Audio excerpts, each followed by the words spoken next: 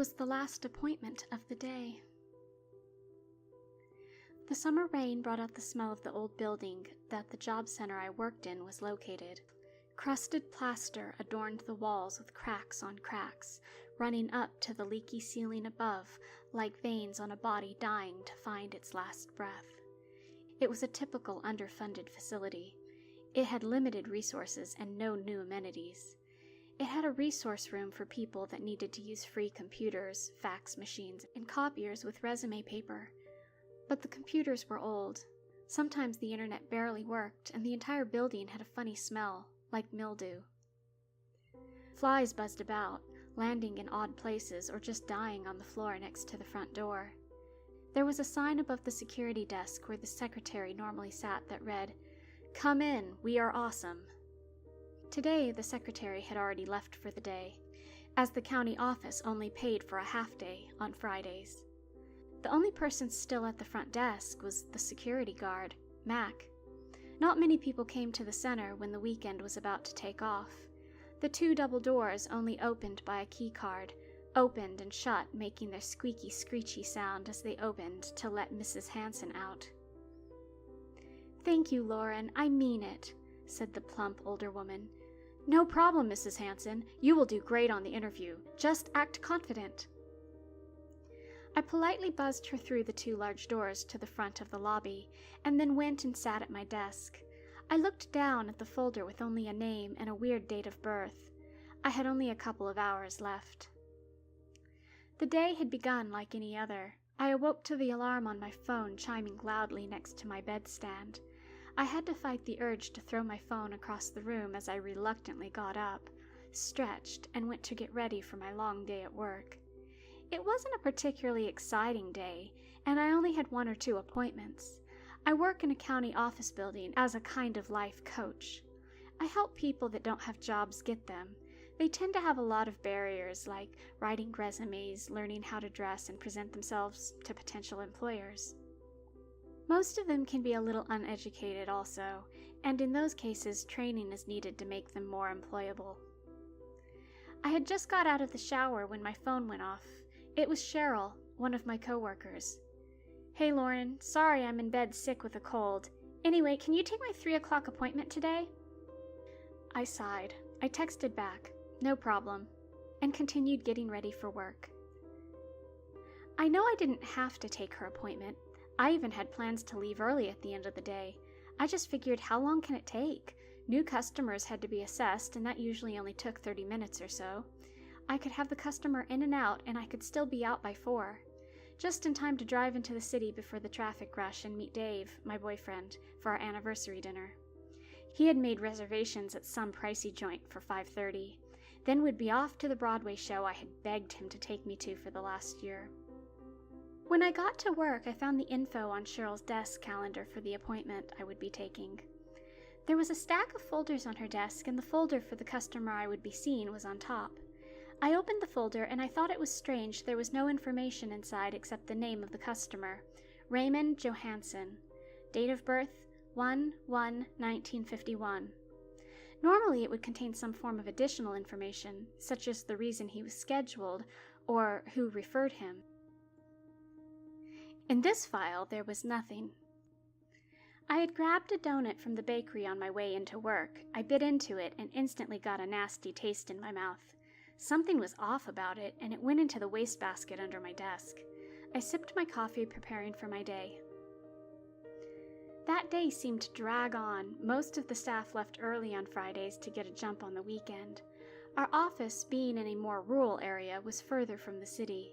On most Fridays, it usually consists of Cheryl, my coworker, the security guard Mac, the county building manager, and his secretary Brenda. There was the usual run-of-the-mill county workers that filtered in and out. Today there wasn't any foot traffic. I had seen maybe 3 customers come in to use the computers, but by 2 o'clock, the resource room had been closed and locked by Brenda. Only people coming here now would be pre-scheduled appointments. That day, it was basically Mac and myself. There was a baseball game everyone had tickets to as well, so that meant the whole office was gone.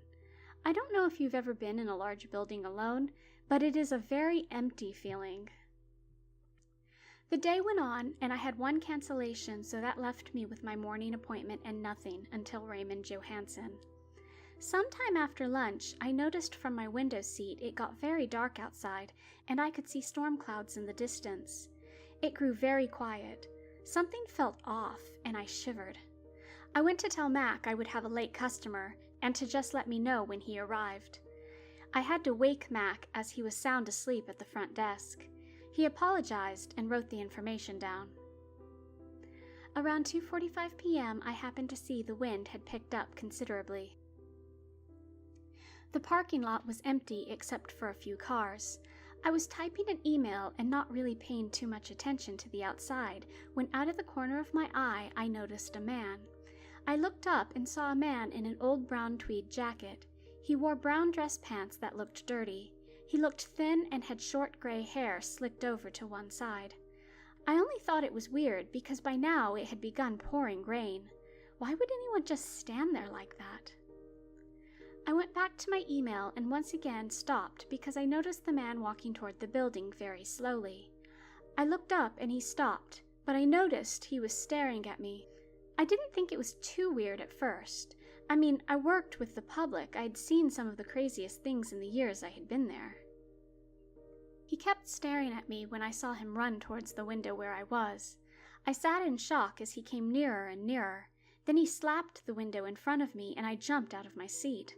I could see he was mouthing something. It seemed like he was saying, "Let me in." I moved away from the window and he ran to the 2 double doors at the entrance of the building. My heart was racing, but I tried to remain calm. Just then, I heard my phone ring. I picked it up quickly, annoyed. "Hello?" "Lauren, your 3 o'clock is here." My hands began to sweat, and I knew then and there that it was the man from the parking lot. "Hey, Mac, are you going to be here for a bit?" I asked worriedly. "I'll be here till 5 today. Why? Is everything okay?" I don't know why I didn't tell him about the man. I was afraid maybe I'd sound crazy. Maybe it was nothing. He probably just wanted to get out of the rain. I told Mac yes and hung up the phone. I sat down for a second, readying myself for the encounter. He probably just was someone with PTSD, like a veteran or something. I know people could be weird, and all would be fine, I told myself. I put a few things together in a blue folder, such as mental health information, food bank locations, and some other resources I thought may help this guy. I went out the large key card door to the lobby. I saw the man with the brown tweed jacket on. I called for him by name. "Mr. Johansson?" He seemed docile, and he looked up smiling politely. "Hello, nice to meet you," he said, holding out a dirty hand. I reluctantly shook his hand, introducing myself, and made a mental note I'd be washing it as soon as he left. I led him back to my desk, and he sat down in front of me. "So, Mr. Johansson, what are you looking to accomplish at our meeting today? Do you have a resume? Perhaps I could look it over," I asked, trying to smile. He immediately pulled out a folded piece of paper and unfolded it in front of me. I instantly took pity on him, and then seconds later regretted it.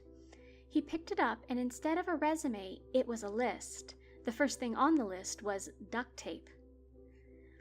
"Mr. Johansson, this appears to be a list, not a resume," I gulped. Yes, he nodded. "Sorry, I need to be careful sometimes. Here you go," he said, taking out a paper from underneath the list. He held it up to me, and I couldn't help but notice the touch of blood, or what looked like blood, smeared on one of the corners of the paper. This, too, was not a resume, but instead a blank resume template. I thought about how I was going to handle myself. He was clearly mentally ill. I was glad at least Mac was on the other side of the key card door. I looked at Mr. Raymond Johansson and tried to smile. "Well, we can help you with a resume. Do you know what kind of work you want to do?" I kept thinking maybe if I tried to stay calm and ask normal questions, he would try to answer them. "I want to find work in engineering." Finally, a freaking breakthrough. "Excellent. What kind of engineering have you done? I'm sure I can help you write a really good resume." Maybe with a little medication and direction, he would be on his way to a better life, I told myself, as I genuinely wanted to help him. I'm afraid of the world." he whispered to me, then looked out the window sighing. His demeanor changed again within a split second. He leaned on his elbow, chin in hand, looking up at me with a dreamy smile on his face. Have you ever been someone's muse? I need a new muse. I was genuinely unsure how to answer the question. I'm sorry? He then started to nod his head up and down and looked from side to side. He began to shake his head faster and faster, and his eyes looked like a man possessed. He looked up at the ceiling, then stopped, looking me directly in the eye very seriously. Do you have a bathroom? He asked, grabbing himself as he stood. He suddenly seemed nervous. I nodded, unsure as what to say. Yes, by the front desk. No! He yelled, pointing toward the hallway behind me. He said to go to the back. You have one in the back. I was afraid he would have a freak out, so I pointed in the direction to the employee restrooms in the back. I saw him walk around the corner down the hall to where the employee restrooms were.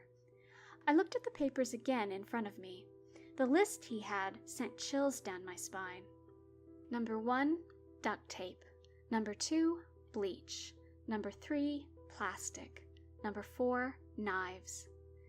I believed I may have been looking at some sort of list a killer may need. The blood on the paper really freaked me out. I went through the key card door to tell Mac that we had a real nut on our hands. When I went to the front desk, Mac was nowhere to be found. This was not happening. Damn Mac. Where was he? Deep down, I knew I should have called off today. It was too late for those decisions now. I wished with everything inside of me this day would end.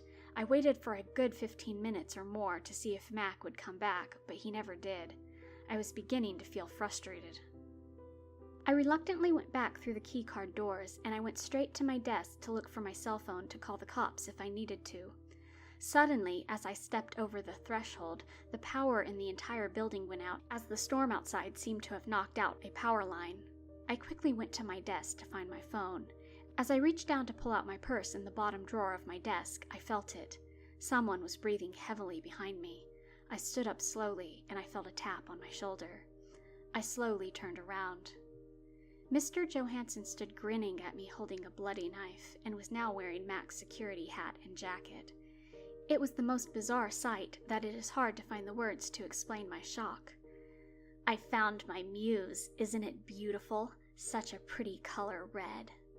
He said, grinning so happily, as I stood watching in horror. I screamed louder than I believe I ever had. I was sure I was dying. Then, like a distant echo above me, I heard a loud, familiar sound. It was the chiming of my phone's alarm. I sat straight up in bed in a sweat. It had only been a dream. It felt so real. I breathed in and out heavily, gasping for air, holding onto my chest, expecting to feel a stab wound. I looked down at my phone. There was a text from Cheryl. Hey Lauren, sorry, I'm in bed sick with a cold. Anyway, can you take my 3 o'clock appointment today? I thought about it for a second. Was this some sort of deja vu? I knew with everything in me there was no way I was going into the office today. Not after that nightmare. The thought of that lonely office after that dream gave me the creeps in a way I cannot describe. The thought of the man with the blood all over him and the possessed look in his eyes.